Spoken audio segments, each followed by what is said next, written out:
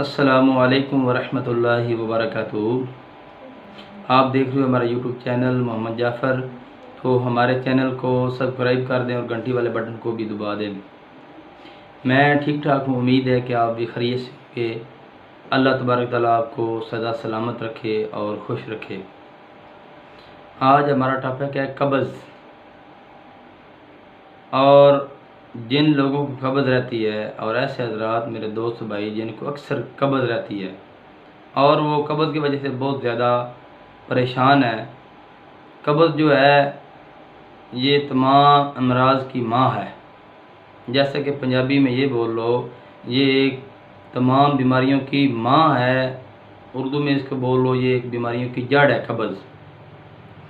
जिसको कब्ज़ रहती है वो बंदा तंदुरुस्त नहीं रह सकता और कब्ज़ की वजह से उसे कहीं मर्ज़ें लाक हो सकती हैं, कहीं बीमारियां लग सकती हैं, जैसा कि मैदे की मसाइल, जिगर की प्रॉब्लम, मैदों के अंदरियों के खुश्की, दिमाग का भारीपन, दिल की प्रॉब्लम, यानी ऐसी और कहीं बीमारियां लाक हो सकती हैं कब्ज़ की वजह से।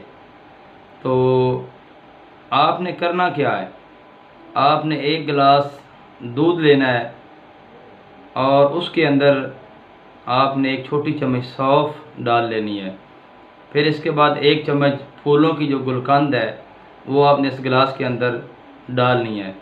तो ये दूध जो आपने अच्छे तरीके से उबालना है।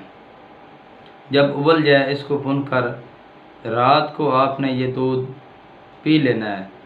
तो आपको ऐसे खुलकर वॉशरूम आएगा, आपकी तबीयत हल्की हो जाएगी, आप अपना जिस्म जो है हल्का महसूस करोगे, तंदुरुस्त महसूस करोगे और आपको ऐसे भूख लगी कड़ाकेदार, आप जो कुछ भी खाओगे और वो हज़म होता जाएगा।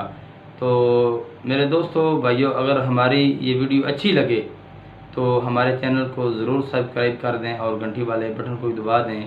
तो आप नमाज की पाबंदी करें और दुआओं में हमें याद रखना। अल्लाह हाफिज़।